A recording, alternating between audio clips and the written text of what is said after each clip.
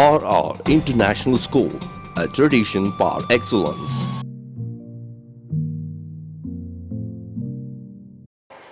நம்ம சேர்மனை பற்றி முதல் பேசுகிறதா இல்லை என்னோட மாமனாரை பற்றி பேசுகிறதா அப்படின்னு ஒரு யோசனை வரும்போது முதல்ல எங்கள் மாமனாரை பற்றி பேசுகிறது தான் மிக சரியாக இருக்கும்.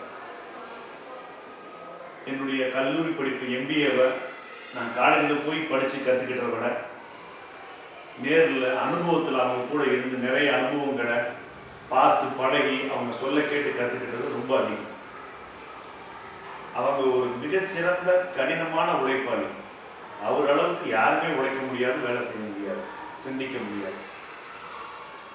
இந்த நேரத்தில் அதுக்கு ஒரு சின்ன எடுத்துக்காட்டு நான் சொல்ல தேவை கண்டிப்பாக. இல்லை என்னென்னா, கடந்த 10-15 நாட்களுக்கு முன்னாடி அவங்களுக்கு ஒரு சின்ன ஹார்ட்டில் பெயின் ஏற்பட்டு ப்ரெஷர்னால ஹார்ட் பிளாக் வந்துச்சு.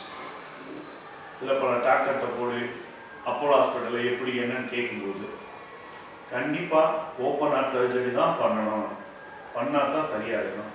சரி பண்ணிடலாமே, ரொம்ப ஈஸியாக எடுத்துக்கிட்டாரு. ஆனால் 6 மாதம் ரெஸ்ட் எடுக்கணும்னு சொன்னாங்க. என்னால் ரெஸ்ட் எடுக்கிறது சும்மா இருக்கிறதே செய்ய முடியாது, வேற என்ன வழி இருக்கு அதை மட்டும் பாருங்க அப்படி சொல்லிட்டாங்க.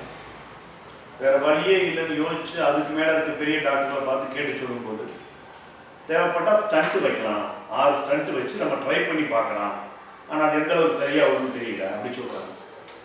சார் ஸ்டண்ட்டு வச்சுட்டா அடுத்த 4 நாள் வேலை செய்யலாமா, அதை தான் கேட்குறாங்க. அவங்க திரும்ப இப்போ வேலை செய்யலாம், அதான் அவங்களுக்கு. நீங்கள் திரும்ப 1 வீக்கில் வேலைக்கு போயிடலாம் டாக்டர் சொல்லுவாங்க.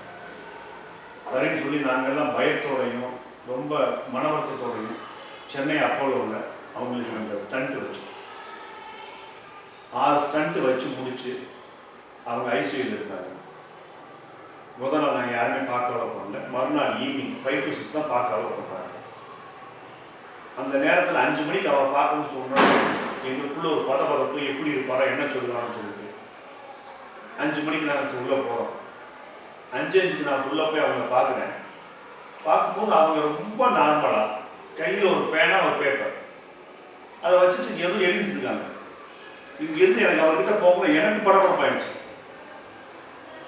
கிட்ட போய் நான் என்னவாமா நான் பேசுறதுக்கு முன்னாடி அவங்க நான் வரதை கவனிச்சு அந்த பேப்பரை என்கிட்ட காட்டுறாங்க. அதில் ஹாஸ்டலோட படம் வந்துச்சு. பசங்களோட பெட் இப்படி போட்டால் பசங்களுக்கு சரியாக இருக்குமா, டெஸ்க் இப்படி போட்டால் பசங்களுக்கு எழுத படிக்கிறது ரொம்ப ஈஸியாக இருக்குமா, ஸ்பாட்லைட் எப்படி கொடுக்குறது அவன் படிக்கிறது மற்ற பசங்க தொந்தரவு இல்லாம அவர் செய்யறதையும் அவர் பேசுறதையும் கேட்டு எனக்கு அந்த நேரத்தில் பிரமிச்சு போயிட்டேன். பேசுறதுக்கு வார்த்தையே வரல. அதையும் மீறி என்னமாமா இப்படி இங்கே ஐசியூவில் படுத்து கூட இப்படி யோசிச்சுட்டு இருக்கீங்களே, இந்த ப்ரெஷர்னால தான் டாக்டர் வந்துச்சுன்னு சொல்கிறாங்க, கொஞ்சம் வேணாம்னு சொல்லிட்டு அப்படியே சிரிச்சுட்டு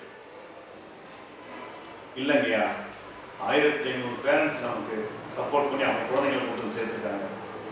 அவங்களுக்காக நம்ம எவ்வளவு வேலை செஞ்சாலும் எவ்வளவு தொலைச்சாலும் தரணும் சொல்லிட்டு அடுத்த வினாடி நான் நல்லா இருக்கேன், நீங்களாம் ஸ்கூலுக்கு போய் குழந்தைங்க பாருங்க, உடனே கிளம்புங்க அப்படி சொல்லும்போது அவங்களுடைய உழைப்பையும் அந்த